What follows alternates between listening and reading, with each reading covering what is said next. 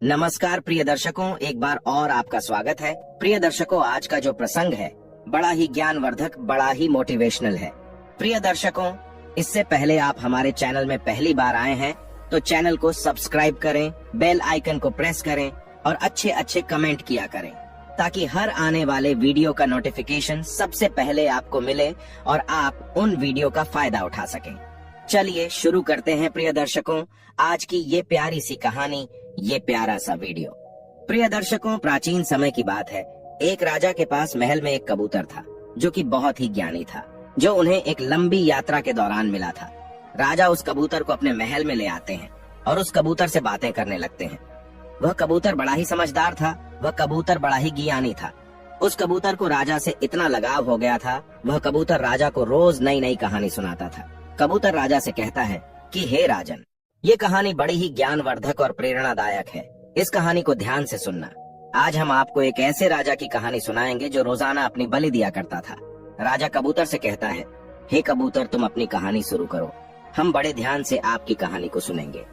तब कबूतर कहानी शुरू करता है और कहता है, प्राचीन समय की बात है। राजा सूर्यभान की नगरी सूर्यपुर में एक ब्राह्मण रहता था जिसका विदेशों में जहाजों के द्वारा व्यापार करने का कार्य था। उस ब्राह्मण के 7 बेटे थे। सब भाइयों में राघव सबसे छोटा था। पिता ने 6 भाइयों की शादी कर दी थी, लेकिन 7वें की शादी करने से पहले ही वह ब्राह्मण ईश्वर को प्यारे हो गए। पिता के गुजर जाने के बाद जहाज लाद कर पार करने की सारी जिम्मेवारी 7 भाइयों पर आ गई और 7 भाई बड़ा दिल लगाकर अपने कारोबार में लगे हुए थे। राघव को सबसे छोटा होने के कारण माँ तथा बड़े भाइयों के साथ साथ भाभियों का भी खूब प्यार मिलता था। राघव अपने भाइयों के साथ जहाज लादने के कारोबार में पूरा सहयोग देता था और शाम को अपने भाइयों के साथ घोड़े पर सवार होकर जब घर लौटता तो दरवाजे पर खड़ी होकर उसकी 6 भाभियां अपने पतियों को दाएं हाथ से लोटा भरकर पानी पीने के लिए देती और बाएं हाथ से अपने देवर को देती। एक रोज राघव ने सोचा, भाभी रोज मुझे बाएं हाथ से पानी पीने को देती है, आज मैं बड़ी भाभी से दाएं हाथ से पानी पीऊंगा। ऐसा सोचकर राघव ने शाम को काम से लौटने के बाद घर के दरवाजे पर पहुंचकर अपने खड़े होने के स्थान को बदलते हुए अपने बड़े भाई की जगह पर खड़ा हो गया और बड़ा भाई राघव की जगह पर खड़ा हो गया। बड़ी भाभी ने अपने दोनों हाथों में पानी से भरे लोटों को एक हाथ को दूसरे हाथ के ऊपर से करते हुए दाएं हाथ का लोटा अपने पति को दे दिया और बाएं हाथ में पकड़ा हुआ लोटा राघव को दे दिया। सभी ने पानी पी लिया, लेकिन राघव ने पानी पीने से पहले भाभी से यह सवाल पूछा कि भाभी, आज मैंने भैया के स्थान पर खड़ा होकर सीधे हाथ से दिया हुआ पानी पीना चाहा और आपने अपने हाथों को बदलते हुए मुझे बाएं हाथ से ही पानी दिया है, आपने ऐसा क्यों किया? उसकी बात सुनकर उसकी बड़ी भाभी ने उत्तर दिया, अगर तुम्हें सीधे हाथ का दिया हुआ पानी ही पीना है तो तुम अपनी पत्नी ले आओ। भाभी के यह कहे हुए शब्द राघव के दिल में तीर की तरह जा लगे। भाभी के कहे हुए शब्द राघव बर्दाश्त नहीं कर सका और वह बिना पानी पिए ही भाभी से कहने लगा, यह लो तुम अपने पानी का लोटा और मैं यहाँ से जा रहा हूँ और अब मैं तभी वापस आऊंगा जब मुझे सीधे हाथ से पानी देने वाली मिल जाएगी, नहीं तो मेरा इस नगर में वापस लौटना संभव नहीं है। इतना कहकर राघव बिना पानी पिए ही घर से चला गया। चलते चलते वह अपने नगर से दूर शेरगढ़ पहुंच गया। उस राज्य में राघव और शांति का माहौल था, लेकिन वहाँ का राजा अपनी बेटी के स्वास्थ्य को लेकर बहुत ही दुखी था। राजा की बेटी बहुत ही सुंदर थी, लेकिन उसे एक असाध्य रोग ने घेर रखा था, जिसके कारण राजकुमारी हमेशा अचेत अवस्था में रहती थी। राजा ने बहुत सारे हकीम राजकुमारी को ठीक करने के लिए लगा रखे थे, लेकिन उनमें से कोई भी उस राजकुमारी को ठीक नहीं कर पा रहा था, जिसके कारण राजा मानसिक तौर पर बहुत दुखी रहता था।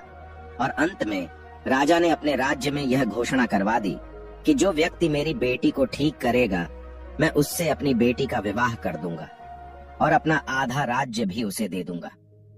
राघव अब राजा हुक्म सिंह की राजधानी में पहुंचा तो उसने वहां पहुंचकर देखा कि वहां चारों ओर शांति का माहौल है और राजकुमारी की चर्चा चारों तरफ हो रही थी।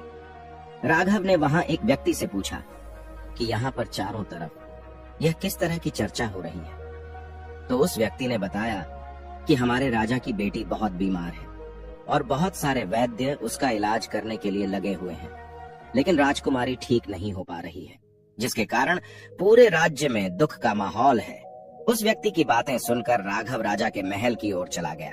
राजा के महल में पहुंचकर जब उसने देखा कि वहां पर बहुत सारे वैद्य राजकुमारी को ठीक करने के लिए लगे हुए हैं, वह एक कोने में खड़ा होकर सभी हकीम वैद्य को देखने लगा और वह उनकी सारी गतिविधियों पर नजर रखने लगा। रोज की तरह सारे वैद्य शाम के समय हताश होकर अपने अपने घरों को लौटने लगे। तब राघव ने राजा के मंत्री से कहा कि महोदय, सभी अपना अपना प्रयास कर चुके हैं, अब मुझे भी राजकुमारी का इलाज करने की आज्ञा दी जाए। उसकी बातें सुनकर मंत्री ने उसका प्रस्ताव राजा के सामने रखा। तब राजा ने कहा, ठीक है, उसे बुलाया जाए। राघव को बुलाने पर राजा ने कहा, बोलो राघव, मेरी बेटी के इलाज के लिए क्या करना होगा? मुझे निवारण हेतु क्या करना होगा? तब राघव ने कहा, महाराज, मुझे एकांत में आपकी बेटी चंद्रप्रभा के साथ एक रात ठहरने की इजाजत दी जाए, जिससे मैं बीमारी के किसी नतीजे पर पहुंच सकूं। राजा ने राघव की बात को मान लिया और उस रात राजा ने अपनी बेटी चंद्रप्रभा के साथ राघव को उसके कक्ष में ठहरा दिया। राघव राजकुमारी से कुछ दूरी पर बैठ गया और वह उसकी पहरेदारी करने लगा। जैसे ही रात के 12 बजे का समय हुआ तो अचेत अवस्था में पड़ी हुई राजकुमारी के मुंह से एक नागिन बाहर निकली और वह महल के परिसर से होते हुए जंगल की ओर चली गई। नागिन के चले जाने के बाद राघव ने राजकुमारी को जगाकर उसके स्वास्थ्य के बारे में पूछा। तब उसने अपने आप को स्वस्थ बताया। उसके बाद राघव ने राजकुमारी को सो जाने के लिए कहा। राजकुमारी घनी रात होने के कारण फिर से सो गई और राघव वापस अपने स्थान पर बैठ गया।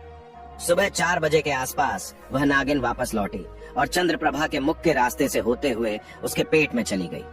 राघव एक कोने में बैठा हुआ ये सब देख रहा था। जब सुबह हुई तो राजा सहित दूसरे मंत्री राघव के पास पहुंचे और वह राघव से पूछने लगे, राघव, तुम किसी नतीजे पर पहुंचे हो या नहीं? तब राघव कहने लगा कि महाराज, मैं नतीजे पर तो पहुंच गया हूँ, लेकिन राजकुमारी के उपचार के लिए मुझे एक रात और चाहिए और कुछ सामग्री भी चाहिए। राजा ने राजकुमारी के स्वस्थ होने की आशा की खुशी में राघव से कहा, ठीक है। राजा ने मंत्री को आदेश दिया कि मंत्री जी, राघव को जो कुछ भी चाहिए सब कुछ इसे ला कर दिया जाए। मंत्री ने सिर झुकाकर कहा, ठीक है महाराज। उसके बाद मंत्री ने राघव से सामग्री के बारे में पूछा तो राघव ने उससे कहा कि मुझे एक ऐसा बांस चाहिए जो 10 फुट लंबा हो, मोटा और अंदर से साफ किया हुआ हो। उस बांस का मुंह एक तरफ से खुला हुआ और दूसरी तरफ से बंद हो। खुले मुख की डांट भी हो ताकि जरूरत पड़ने पर पास के उस खुले मुंह को उससे बंद किया जा सके। इस सारे सामान के साथ पहले की तरह एक रात का मुझे एकांत समय चाहिए। मंत्री ने जल्दी से वह सारा सामान तैयार करवाकर राघव को दे दिया जो राघव ने कहा था। अब राघव शाम होने का इंतजार करने लगा। रात होते ही वह वैद्य के जाने के बाद फिर से उसी तरह से एक कोने में एक तरफ बैठ गया और रात के 12 बजने का इंतजार करने लगा। जैसे ही रात के 12 बजने वाले थे तो राघव उठा और वह बांस को उठाकर उसे राजकुमारी के मुंह को लगाकर बैठ गया और वह नागिन के निकलने का इंतजार करने लगा।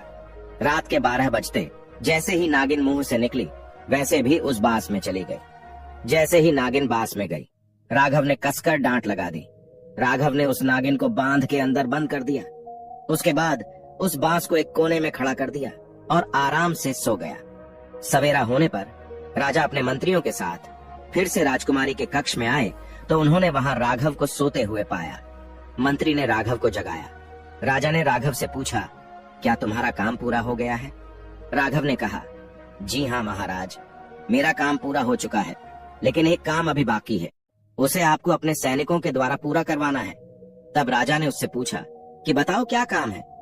तब राघव ने कहा, इस कोने में रखे बांस को ले जाकर अपने सैनिकों के द्वारा इस बांस को अच्छी तरह से कूटवा दो। महाराज का आदेश पाते ही सैनिक उस बांस को ले गए और पत्थरों से उस बांस को कूट दिया, जिससे नागिन उछलकर उसके अंदर ही मर गई। उसके बाद राघव ने राजा से कहा कि अब आप अपनी राजकुमारी को जगाइए और उससे उसके स्वास्थ्य के बारे में पूछिए। राजा ने राजकुमारी को जगाया और उससे उसके स्वास्थ्य के बारे में पूछा।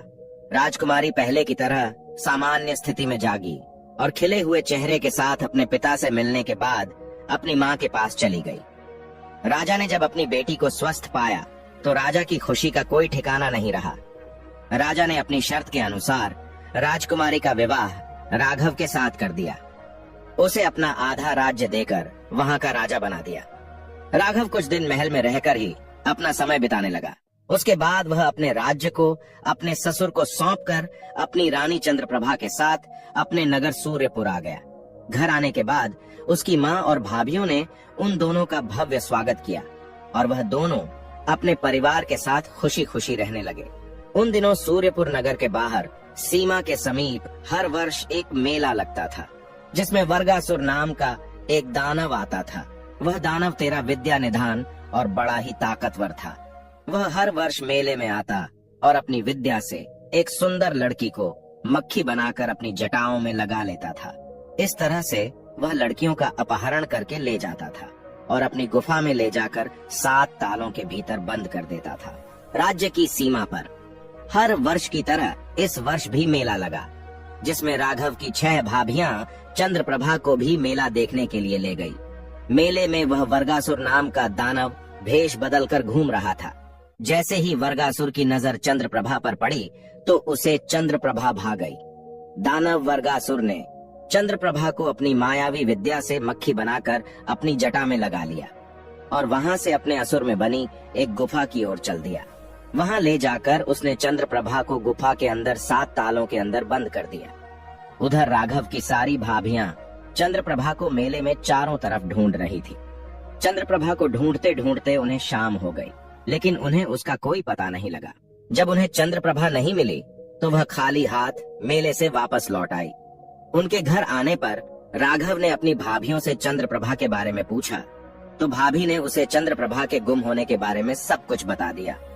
राघव अपनी पत्नी से बहुत प्यार करता था, इसलिए सुबह होते ही चंद्रप्रभा की खोज में जाने की तैयारी करने लगा।